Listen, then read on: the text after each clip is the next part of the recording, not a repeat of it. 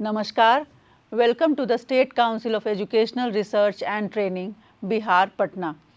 बच्चों, एग्ज़ामिनेशन श्रृंखला जो है, परीक्षा श्रृंखला, उसमें आपका फिर से स्वागत है।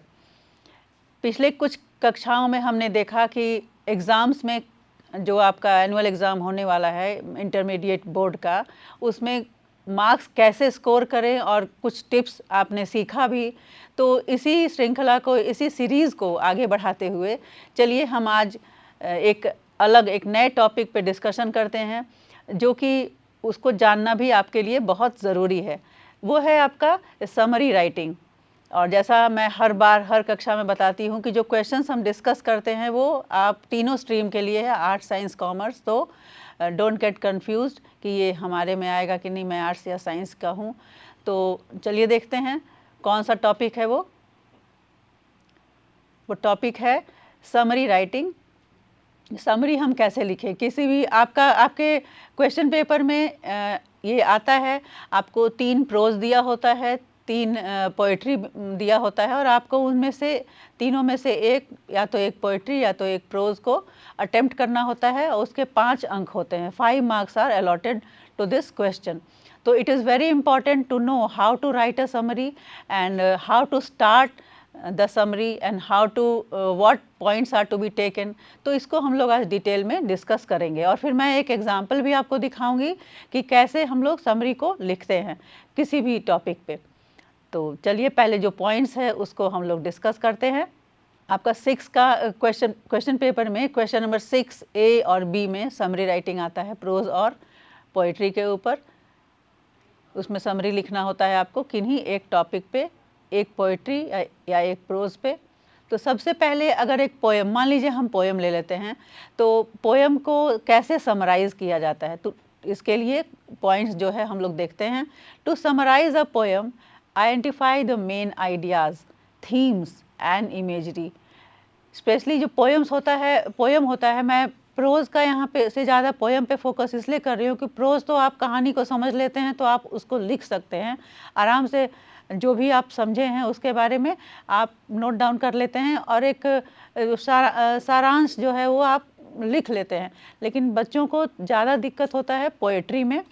तो पोएट्री के लिए क्या है कि सबसे पहले उसका जो मेन आइडिया है पोएट्री का है क्या, किस चीज़ के बारे में है, क्या कहना चाह रहे हैं पोएट, थीम क्या है, और कैसा इमेजरी का यूज़ हुआ है, वो सब आपको ध्यान देना होगा। आपको मतलब ध्यान में रख के उन चीज़ों को तब आपको लिखना होता है। तो उसके बाद नेक्स्ट होता है pay attention to the poem's structure and language. Poem किस तरह से लिखा हुआ है और लैंग्वेज कैसा यूज़ किया गया है, टोन कैसा है, कभी सैड मूड में है, कभी प्लेफुल मूड में है, या उसका पोएम का टोन, पोएट किस टोन में लिखना चाहा है, फिर उसका मूड किस तरह का है, पोएम्स इफ़ेक्ट जो है। कभी कभी हम देखते हैं कि जैसे सपोज़ एक आपके बुक में है एन एपिटाफ, वो मेलैंकली मूड में है, वो सैड मूड में है। तो उस तरह से और भी आप अपने पोएम्स देख सकते हैं। सॉन्ग ऑफ माई सेल्फ, वो जैसे है जॉली मूड में है, जॉयफुल मूड में है। तो पोएम का मूड अलग अलग होता है। तो आपको वो चीज़ को ध्यान में मतलब रिकग्नाइज़ करना है कि कौन सा ये पोएट में कौन सा ये पोएम, इस पोएम में जो भी ये पोएम आप चूज़ कर रहे हैं लिखने के लिए, उसमें पोएट ने किस मूड पे इस पोएम को लिखा है। क्लास में जब आप पढ़े हैं या फिर जब आपने रिवीजन किया है, पढ़ाई की है, तो आपको वो पोएम किस मूड का लगा है, इसको आपको ध्यान में रखना है समरी लिखते समय। फिर है कीप द समरी क्लियर, बिल्कुल ही साफ, मतलब क्लियर होना चाहिए। कोई ऐसा नहीं कि हम बोल कुछ और रहा है, हम अपने मन का कुछ और लिख रहे हैं, ऐसा नहीं होना चाहिए। और कॉन्साइज होना चाहिए। समरी तो है, समरी में एकदम सारांश होता है, तो सारांश तो छोटा ही होगा और टू द पॉइंट होगा, एक्यूरेट होगा। आप उस जो टॉपिक है, जो मेन थीम है, उससे डीरेल ना हो। तो टू द पॉइंट होगा, क्लियर होगा, कॉन्साइज होगा आपका समरी, तो बहुत अच्छा होगा और आपको मार्क्स स्कोर करने में आसानी होगी। कुछ और बातें हैं जो हम समरी को लिखते समय ध्यान में रख सकते हैं कि कैसे हमको स्टार्ट करना है समरी को। तो हम लोग जनरली क्या करते हैं, जब भी समरी लिखना होता है किसी भी पोएम का, तो हम लोग कैसे लिखते हैं। जैसे मान लीजिए कि स्टार्ट, जैसे एपिटाफ है तो the poem epitaph has been written by Walter de la Mare, ऐसे करके हम स्टार्ट करते हैं। तो आपको पोएम का नाम यानी जो टाइटल है वो, और जो भी, अगर मान लीजिए कि प्रोज है तो ऑथर है, तो या फिर पोएम है तो पोएट है, तो दोनों का नाम को मेंशन करते हुए आपको अपने पैराग्राफ की शुरुआत करनी होती है। फिर उसके बाद थोड़ा बहुत अगर पोएट के बारे में जान रहे हैं तो एक लाइन पोएट के बारे में भी ऐड कर सकते हैं। फिर मेन आइडिया पे आना होगा कि किस तरह का ये पोएम है, क्या है। तो हम लोग सबसे पहले begin by stating the poem title and the poets name, या स्टार्ट विद द टाइटल और ऑथर अगर प्रोज है तो, और फिर उसके बारे में किस तरह का है, किस मूड का है, ये डिस्कस करते हुए हम लोग आगे उस मेंशन करते हुए हम लोग आगे बढ़ते हैं। तो identify the main idea, determine what the poem is about and it's central message. Message क्या है देना चाह रहे हैं पोएट जो हैं, या फिर जो ऑथर है वो क्या मैसेज देना चाह रहे हैं। जैसे कि इंडियन कल्चर एंड सिविलाइजेशन जो है उसमें क्या बताना चाह रहे हैं जो ऑथर है, कि हमारा जो कल्चर सिविलाइजेशन है वो कैसा है, वो उसका बिल्कुल बेस जो है वो कॉन्क्रीट है, वो डगमगाता नहीं है, जैसा आपने पढ़ा है इस तरह का है। तो हमें वो चीज़ को ध्यान में रखना है कि सेंट्रल मैसेज क्या है किसी भी प्रोज का या किसी भी पोइट्री का, और तब हमें अपने समरी को स्टार्ट करना है या लिखना है उसी के बेस पे। सबसे बड़ा इम्पॉर्टेंट बात, सबसे इम्पॉर्टेंट है कि आपको उसका मेन थीम को रिकॉग्नाइज करके उसी को ध्यान में रखते हुए फिर लिखना है। जब आपको समरी लिखना है तो आप ऐसे ही स्टार्ट हो जाएंगे तो आपको समझ नहीं आएगा अब आपको करना क्या है, क्या लिखना है, किस तरह से डिटेल में जाना है, कहाँ तक। तो उससे अच्छा होता है, जैसा मैंने पहले भी बताया है कुछ पिछले कक्षाओं में, कि मैंने ऐसे राइटिंग के बारे में बताया था, या फिर कोई भी प्लॉट, आपको पहले प्लॉट बनाना होता है, आपको मेन पॉइंट्स को वहाँ पे जॉट डाउन कर लेना होता है। तो आपको लिस्ट द मेन पॉइंट्स जो है आप लिखने वाले हैं उसको एक आउटलाइन जैसा आप जॉट डाउन कर ले, और focus on the most important part of the poem that help convey the main message.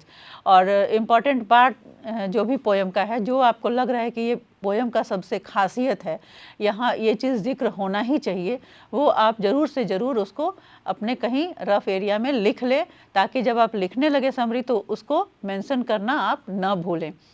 तो that focus on the most important parts of the poem that help convey the main message। Main message आपसे छूट ना जाए, इसीलिए आपको main points को अलग से लिस्ट डाउन कर लेना चाहिए। फिर note the imagery and symbolism, किस चीज़ का। बहुत सारे पोएम्स में, जैसे ओड टू ऑटम है, उसमें बहुत सारा पोएट ने सिम्बॉलिज्म यूज़ किया है। तो उस तरह के जो इमेजरीज़ हैं, सिम्बॉलिज्म हैं, उसको आप अलग से नोट डाउन कर लें। आप ये पोएम्स के जो क्लासेस हैं PM ई विद्या पे, उसको आप ज़रूर से ज़रूर देखें। उसको इसके बाद आप बिल्कुल अच्छे से समझ जाएंगे कि किस तरह के सिम्बॉलिज्म और इमेजरीज़ को यूज़ किया गया है आपके पोएम्स में, आपके क्लास 12 के पोएम्स में। तो mention any significant images, symbols and literary device used in the poem. Poet कई बार ऐसा होता है कि बहुत सारे इमेजेस यूज़ करते हैं, सिम्बल्स यूज़ करते हैं, लिटरेरी डिवाइसेस का यूज़ होता है। तो उन सब चीज़ों को ध्यान में रखिए, और फिर उसको पोएम का जब समरी लिख रहे हैं तो आप उसको धीरे धीरे हर चीज़ को लगभग आप उसमें मेंशन करना ना भूलें। Capture the tone and mood, जैसा मैंने बताया कि आपको टोन और मूड को आइडेंटिफाई करना है, और फिर पोएट का पर्सपेक्टिव क्या है लिखने का। जैसे अभी इसमें वॉल्टर डी ला मेयर का जो एपिटाफ है वो सैड मूड में है, वो किसी के लिए वो पोएट बहुत उदास हैं, तो उनका मूड कैसा है यहाँ वो चीज़ मेंशन समझ में आ रहा है। पोएम से ही एपिटाफ है, टोम है, तो किस तरह का मूड है पोएट का, या फिर किस तरह का मूड है राइटर ऑथर का, जो भी प्रोज अगर है तो इस चीज़ को आप ध्यान में रखें, और फिर लिखें कि जो पोएम है या जो प्रोज है वो इस मूड से पोएट द्वारा या ऑथर द्वारा लिखा गया है, पोएम या प्रोज जो भी है। Consider the structure and language, pay attention to the poem's structure and the language used such as metaphors. तो जैसे हमने बताया अभी कि पोएट्स जो हैं वो यूज़ जनरली मेटाफर्स को बहुत प्रेफरेंस देते हैं। हमने देखा था कि ओड टू ऑटम में जो जो पोएट है वो ऑटम को एक लेडी की तरह वहाँ डिस्क्राइब कर रहा है। She is lying on the in the fields, her hair winnowing hair, उस तरह से है। तो ये क्या है, ये मेटाफर है। तो इस तरह के मेटाफर्स जो हैं बहुत ही मेमोरेबल मेटाफर्स होते हैं, तो इसको ज़रूर से ज़रूर आप मेंशन करें। फिर जो स्ट्रक्चर है पोएम का उसके बारे में भी अगर आप रिकॉग्नाइज कर पा रहे हैं, आपको याद है अगर, तो आप मेंशन कर सकते हैं कि इस तरह से जो पोएम है उसका स्ट्रक्चर है। लैंग्वेज यूज तो है ही, और कॉन्साइज और एक्यूरेट रहना ना भूलें। जो भी अगर मान लीजिए कि जो भी आप लिख रहे हैं, जो भी पोएम्स आपको पढ़ा हुआ याद है पोएम के बारे में, या आपको पोएम अगर याद है, आप रिमेंबर कर पा रहे हैं, तो उस पे कॉन्साइज रहें, डीरेल ना हो। बिल्कुल शॉर्ट में, समरी है तो शॉर्ट में लिखना है और टू द पॉइंट रहें। कीप द समरी ब्रीफ, छोटा ही रखना है, एंड एक्यूरेट, और बिल्कुल एक्यूरेट। ऐसा नहीं है कि मुझे 5 मार्क्स का है तो हम बहुत लंबा लिख देंगे तो ज़्यादा मार्क्स मिलेगा, ऐसा नहीं है। समरी है तो समरी की तरह ही लिखें, एक्यूरेट रहेगा, कॉन्साइज रहेगा, तो मार्क्स मिलना ही है। उसमें थीम देखना होता है कि जो स्टूडेंट है वो समझ पाया है कि नहीं, क्या आइडिया है पोएम के पीछे, कौन सा टोन है, कौन सा मूड है, कौन सा आइडिया है, मेन थीम है ऑफ द पोएम। और अगर स्टूडेंट ये सब चीज़ लिखा है तो वो मार्क्स उसको मिलने से कोई भी नहीं रोक सकता है। Capturing the main essence without unnecessary details, बेमतलब का फिजूल की बातें लिखने से आपको ऐसा नहीं कि ज़्यादा मार्क्स मिलेगा, टू द पॉइंट रहेंगे तो ही मार्क्स ज़्यादा मिल सकता है। फिर फाइनली क्या करते हैं, revise a summary for clarity. एकदम हर चीज़ को हम लोग क्या हम लोग बताते हैं कि आप लोग जो है जो भी लिखते हैं आंसर्स, आप जो आंसर करते हैं, तो आप अपने पास उतना समय रखें कि आप एक बार उसको प्रूफ रीड कर लें, एक बार उसको रिवाइज कर लें, ताकि जो क्लैरिटी और एक्यूरेसी है वो बरकरार रहे। कुछ गलती हो तो हम उसको सुधार सकते हैं, तो आप एक बार फिर से उसको रिवाइज भी ज़रूर कर लें जब आप लिख चुके हों। तो जैसा मैंने कहा कि आपको उसको फिर से रिवाइज करना है, तो proofread your summary and then edit it. उसको अगर प्रूफ रीड करने में आपको कुछ अगर फॉल्ट दिख रहा है तो आप उसको एडिट करिए, यानी सुधार लीजिए फिर से। After writing your summary, it's time to proofread and edit it. Carefully read your summary and ensure that it accurately reflects the main ideas, structure and imagery of the poem.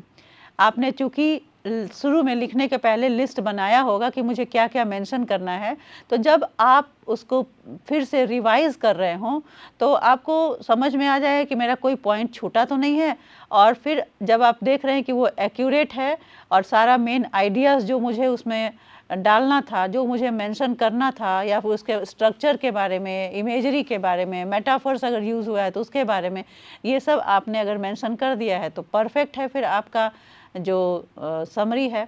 तो इसमें बस आपको summary लिखते वक्त ये ध्यान रखना है कि आपका जितना शॉर्ट हो सके, और शॉर्ट में जितना ज़्यादा चीज़ मेंशन कर पाएँ। अगर मान लीजिए कि प्रोज़ है, बहुत लंबा प्रोज़ है, तो ऐसा नहीं है कि अगर आपके बुक में वो 10 पेज का प्रोज़ है तो आप 5 पेज का यहाँ समरी दिखेंगे, नहीं, वो भी उतना ही शॉर्ट होगा, जो बहुत शॉर्ट एंड सिंपल होगा। बस मेन आइडिया उसमें होना चाहिए।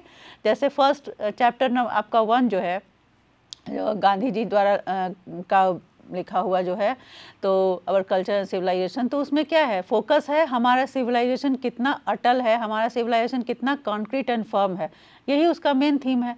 तो इस चीज़ को हम मेंशन करेंगे। 1-2 एग्जांपल्स जो उसमें दिए हुए हैं, जो हमारे लेसन में है, वो हम उसमें जॉट डाउन मतलब लिख देंगे, तो जो एग्जामिनर है उसको तो पता चल जाएगा कि हाँ स्टूडेंट समझ चुका है, स्टूडेंट जो बताना, जो बुक में है, जो उसके लेसन में है, वो बताना चाह रहा है। तो इसमें आपको फिर मार्क्स फेचिंग आपका आंसर हो जाएगा। तो make sure your summary is clear and concise, एकदम क्लियर है, छोटा है, कॉन्साइज है। If necessary rewrite your summary until it accurately reflects the poem। बहुत ज़्यादा ज़रूरत पड़ा तो फिर से आप लिख लीजिए। वैसे अगर एक बार आप लिख लेते हैं और उसको रिवाइज़ कर लेते हैं तो उसकी कोई ख़ास ज़रूरत नहीं होगी कि आपको दोबारा लिखना पड़े। लेकिन आप समरी को एक बार रिवाइज़ ज़रूर कर लें और देख लें कि उसमें जो मेन आइडिया, मेन थीम है वो छूट तो नहीं रहा है। फिर अभी लास्ट में क्या होगा कि आप जब समराइज़ कर लिए हैं, समराइजिंग अ पोएम, अगर आपको टेक्निक नहीं पता है कि क्या क्या, जैसे हमने अभी बताया कि आपको उसमें उसका थीम को रिकॉग्नाइज करना है, उसका मेन आइडिया को रिकॉग्नाइज करना है, पोएट का मूड, टोन जो है वो रिकॉग्नाइज करना है। ये 3-4 चीज़ें हैं जो आपको रिकॉग्नाइज करके उसमें ऐड करना है, लिखना है। अगर आपको ये नहीं पता है तब तो आपके लिए एक टास्क, एक चैलेंजिंग टास्क हो सकता है। लेकिन अगर आप समझ रहे हैं कैसे लिखना है तो आपके लिए कोई दिक्कत वाली बात नहीं होगी। हम लोग अभी आगे एक एग्जाम्पल देखेंगे जो पोएम आपको मैंने आपके कक्षाओं में लिया है। मैंने I have taken a class of that poem, few all the poems, almost all the poems. तो I will discuss one among that poems. तो एक मैं डिस्कस करूँगी तो आपको और ज़्यादा अच्छी तरह समझ में आ जाएगा। With the right approach and few helpful tips, you can easily and effectively summarize a poem. कुछ जो टिप्स हमने अभी सीखा, हमने देखा, इस तरह के टिप्स अगर आपको पता हो तो कोई भी पोएम जो हो उसको आप अच्छे से समराइज़ कर सकते हैं अच्छे से। अगर आपने पोएम को पढ़ा है, पोएम का लेक्चर सुना है तो बिल्कुल अपने मन से भी आप अपने वर्ड्स में लिख सकते हैं। अगर आपने कोई लेक्चर इस तरह का नहीं सुना है तो हमारा जो चैनल है पीएमई विद्या, उस पर आप जाके सारे पोएम्स को एक बार देख लीजिए, सारे प्रोज को एक बार देख लीजिए। आपको फिर कुछ अलग से पढ़ने की ज़रूरत नहीं पड़ेगी और आप खुद ही आराम से समरी को लिख पाएंगे। तो चलिए हम लोग इसके बाद देखते हैं एक एग्जाम्पल। तो यहाँ आप देख सकते हैं जो आपके बुक में क्लास 12 रेनबो पार्ट 2 बुक में है पोएम एन एपिटाफ, जो कि लिखा गया है वॉल्टर डी ला मेयर द्वारा। तो ये क्या है, ये एक पोएम है जो आपने पढ़ा है और आपको ये पता है कि ये पोएम जो है वो एक मतलब सैड मूड वाला पोएम है। एक मतलब जो पोएट है वो उसने कहा है किसी के बारे में जो डिसीज्ड है, जो डेड है, उसके बारे में वो टूम के पास वो एपिटाफ क्या होता है, जो कब्र के पास जो आपने देखा होगा एक शिलालेख होता है, पत्थर होता है, उस पे उसके बारे में लिखा होता है कि वो कौन, जो भी डेड पर्सन था वो कौन था, कब उसका जन्म हुआ था, उसकी मृत्यु कब हुई, और एक लाइन उसके बारे में कुछ अलग जो उसकी खासियत हो ये लिखी होती है, तो वही एपिटाफ होता है। तो वहाँ बैठ के और जो पोएट है वो उनको याद कर रहा है, जो वहाँ जिसका शरीर वहाँ पे दफनाया हुआ है उसको याद कर रहा है। यही पोएम था। मेरे इतना डिस्कस करने के बाद शायद आपको याद आ गया होगा पोएम क्या है वो। तो ये आपके सामने एन एपिटाफ का समरी है जो कि एक एग्जाम्पल के रूप में मैंने यहाँ लिखा है। तो इसको पढ़ने और समझने के पहले चलिए हम लोग पोएम को एक बार फिर से सुन लेते हैं। उम्मीद है आपको भी पोएम याद होगा। मैं एक बार आपके लिए पढ़ती हूँ पोएम को। Here lies a most beautiful lady, light of step and heart was she. I think she was the most beautiful lady that ever was in the West Country. याद आ गया होगा आपको शायद, हमने अपने कुछ पिछले क्लासेस में पढ़ा था इसके बारे में कि बहुत ही सुंदर लेडी थी, बहुत ही एकदम बिल्कुल स्वच्छंद थी, बिल्कुल light of step and heart, माने उसको कोई लायबिलिटी उस पर नहीं था, बिल्कुल ही फ्रीली घूमती थी, अपने भाषा में जो हम कहते हैं बिंदास, वो उस टाइप की। And I think she was the most beautiful lady, मुझे लगता है कि वो दुनिया की सबसे लगभग सबसे खूबसूरत लेडी थी जो कि वेस्टर्न कंट्रीज़ में थी। बट ब्यूटी वैनिशेस, लेकिन सुंदरता जो है वो गायब हो जाता है, वो ख़त्म हो जाता है। ब्यूटी पासेस, ब्यूटी समाप्त हो जाता है। हाउएवर रेयर इट बी, कितना भी रेयर हो, मतलब एकदम वैसा नहीं मिलने वाला ब्यूटी हो, सुंदरता हो, फिर भी वो एक न एक दिन तो ख़त्म होता ही है। एंड व्हेन आई क्रम्बल, जब मैं ख़त्म हो जाऊँगा, मैं क्रम्बल हो जाऊँगा, यानी when I will be dead, who will remember this lady of the west, कौन याद करेगा इस लेडी को जो इस वेस्टर्न कंट्री में थी। तो यही छोटा सा पोएम था। मैंने इसको एग्जाम्पल में इसलिए लिया कि मैं यहाँ आपको समझा पाऊँ कि बहुत, क्योंकि सिंपल पोएम है ये, और समझा पाऊँ कि इसका समरी कैसे लिखते हैं। तो हमने जब इस पोएम को देखा तो हमें क्या दिखा, हमें दिखा कि उसका उसमें मूड पोएट का कैसा है, मूड बिल्कुल सैड है, क्योंकि वो अपने किसी बिलवेड है जो उसका नियर एंड डियर वन से वो डेड पड़ा हुआ है वहाँ उस कब्र में, वहाँ ग्रेव में, और उसके पास बैठ के ये पोएट याद कर रहा है कि वो कैसी थी। वो हमें पता चलता है कि वो लेडी थी, क्योंकि पोएट ने यहाँ पर जिक्र किया था, और वो लेडी कैसी थी इसके बारे में भी वो पोएट जो हैं वो बात कर रहे हैं। तो सबसे पहले तो समझ में आ जाता है कि ये सैड मूड में है। फिर उसके बाद हम लोग देखते हैं कि यहाँ पे थीम क्या है। थीम यही है कि हमें लोग याद करें, हम जब ना रहें इस दुनिया में तो लोग hमें याद करें। हमें ऐसा कुछ करना चाहिए, ना कि हम बहुत खूबसूरत हैं तो हमें लोग याद करेंगे बहुत सुंदर थी करके। आपको अपने ही अभी तक आपका जितना उम्र है उसमें आप याद करिए कि कोई ऐसा है जिसको आपने बहुत सुंदर है, सिर्फ इसके लिए लोग आपके आसपास के जानते हों, या आप जानते हों, या आप पढ़े हों। सुंदर है ठीक है, लेकिन उसके कर्मों से लोग याद करते हैं। किसी भी व्यक्ति को उसके कर्मों से याद किया जाता है। अगर उसका कर्म अच्छा है तो वो देखने में अगर खूबसूरत नहीं भी है, साधारण सा भी देखने में है, तो भी लोग उसको उसके कर्मों के कारण याद करते हैं। तो इसका थीम हुआ कि हमें अपने कर्म को ऐसे करने चाहिए कि लोग हमें बाद में, अंडरलाइंग थीम इसका यही है कि हमें बाद में भी लोग याद रखें। तो ये पोयम था कि एक सैड मूड में है, जो कि एक लग रहा है कि पोएट जो है वो अपनी बिलवेड के लिए, अपनी जो भी वो नियर डियर वन उनके थे उसके लिए वो सैड उदास मूड में वहाँ बैठ के, एपिटाफ के पास बैठ के और याद कर रहे हैं उसको। तो चलिए हम लोग इसको देखते हैं कि अब ये इसको हम लोग शॉर्ट में इसका समरी कैसे लिख सकते हैं। This is just for an example, it is not that you have to write this only, you can write it on your own also. I have set an example only to make you help writing the summary of any poem or any prose. तो let's start the summary. जैसा कि मैंने बताया था कि जब भी हम लोग किसी चीज़ का समरी लिखें, प्रोज या पोएम का, तो हमें पहले उसका टाइटल को मेंशन करना होगा, और फिर उसका जो भी, अगर पोएम है तो पोएट का, और अगर प्रोज है तो उसके राइटर जो ऑथर जो भी हैं उनका। तो हमें स्टार्ट इस तरह से करना होगा, the poem an epitaph has been written by Walter de la Mare. Epitaph जो है वो वॉल्टर डी ला मेयर द्वारा लिखा गया है। और उसके बाद अगर पोएट के बारे में हम जाने तो वॉल्टर डी ला मेयर को यहाँ पे मैंने नहीं मेंशन किया क्योंकि आपके बुक में नहीं है, लेकिन आप उसको मेंशन कर सकते हैं किस तरह के पोएट थे वो। तो अगर आप चाहें तो मेंशन कर सकते हैं। Walter de la Mare was a children poet, he wrote about poems on for children. लेकिन इसमें यहाँ सैड मूड में है, टॉम के पास है, तो you can leave that also. तो an epitaph is a tomb of a dead body. जैसा मैंने बताया, एपिटाफ क्या होता है, ग्रेव के पास लगा हुआ एक पत्थर होता है। वेयर लाइज अ ब्यूटीफुल, यहाँ पे वहाँ इसमें उस ग्रेव में ब्यूटीफुल लेडी बरीड है, और वहाँ शिलालेख जो है उस पर लिखा हुआ है कि she was the most beautiful lady of the west, जैसा हमने पोएम में पढ़ा। तो epitaph is a tomb of a dead body where lies a beautiful lady. He wants to tell about the beautiful lady lying in the epitaph. और चूंकि poet ही उस lady के बारे में जानता है, वो लेडी अपने ज़माने में बिल्कुल एकदम केयर फ्री लेडी थी। She did not have any worries, any liabilities. तो शी मूव्ड अराउंड फ्रीली, उसके पास कोई रिस्पॉन्सिबिलिटी टाइप का कुछ ऐसा नहीं था, और बहुत ही खूबसूरत थी। दोनों चीज़ यहाँ बताया है, बहुत खूबसूरत थी और कोई लायबिलिटी नहीं, कुछ नहीं, कोई काम नहीं।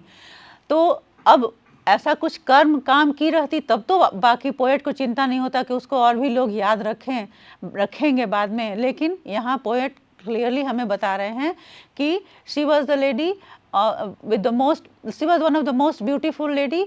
और यहाँ बता रहे हैं कि उस एपिटाफ, वो एपिटाफ उसी लेडी का है। She was the most beautiful lady that was ever born in the West country. Western country में she was the most beautiful lady. When she was dead, her beauty vanishes. और जब वो ख़त्म हो गई, जब वो मर गई, जब उसकी डेथ हो गई, तो क्या हुआ, ब्यूटी जो है वो वैनिश हो गया, वो गायब हो गया। क्योंकि वो ब्यूटी तो उसके लिए ही, ब्यूटी जब वो थी तभी तो ब्यूटी था। अब ब्यूटी जब वो ख़त्म हो जाएगी तो ऐसा थोड़ी कि उसका सिर्फ उसकी सुंदरता से लोग उसको याद रखेंगे, बहुत सुंदर थी, बहुत अच्छी आंखें थी, बहुत अच्छा नैन नक्श था, ऐसा तो होता नहीं है। तो पोएट बताना चाह रहे हैं कि she was the most beautiful lady that was ever born in the west, but when she was dead her beauty vanishes. यही हम लोग को लिखना है उसमें समरी में। हर ब्यूटी पासेस, ब्यूटी जो है वो पास अवे हो गया, ख़त्म हो गया। तो एक बार मैं इसको फिर से इस पैरा का पढ़ती हूँ, फिर हम लोग देखते हैं, बस छोटा ही सा लिखना है। The poem an epitaph has been written by Walter de la Mare. An epitaph is a tomb of a dead body where lies a beautiful lady. He wants to tell about the beautiful lady lying in the epitaph. She was the most beautiful lady that was ever born in the West Country, but when she was dead, her beauty vanishes, her beauty passes. Everything is cleared about herself with her death. उसके death के साथ सब कुछ clear हो गया, सब खत्म हो गया। The poet wept bitterly after her death. और पोएट उसके पीछे, वो चूँकि वो पोएट की पहचान वाली थी, पोएट की नियर डियर वन थी, तो वो पोएट उसके लिए रो रहा है बहुत ज़्यादा, bitterly wept. He remembered his beloved when he listened her sad demise. जब उसके डेथ के बारे में सुना तो आके बैठ के उसके बारे में उसको याद कर रहा है पोएट वहाँ उसके एपिटाफ के पास। The poet wants to, he used to sit, he remembered his beloved when he listened her sad demise. जब उसकी डेथ के बारे में पोएट ने सुना तो आके उसके एपिटाफ के पास बैठ के वो रोता है, उसको याद करता है। He used to sit beside her epitaph when she was where she was buried. जहाँ वो buried थी वहाँ उसके एपिटाफ के पास बैठ के वो रोता है, उसको याद करता है। The poet wants to say that a person should not leave behind him who he has loved so much. उसे पोएट चूँकि वो दुखी है तो वो ऐसे बोल रहा है कि मुझे मतलब किसी को जो भी जो जाता है इस दुनिया से उसे अपनों को छोड़ के नहीं जाना चाहिए। लेकिन ये अब चूँकि वो उसको बहुत चाहता है तो ऐसे बोल रहा है, लेकिन ये तो दुनिया का नियम है। हम कोई भी मैन जो है वो जो भी इंसान जन्म लेता है उसे तो उसकी डेथ तो होनी ही है। तो ये तो पोएट का एक उसके प्रति लगाव है, प्रेम है। तो he further adds that who will remember her when he will die.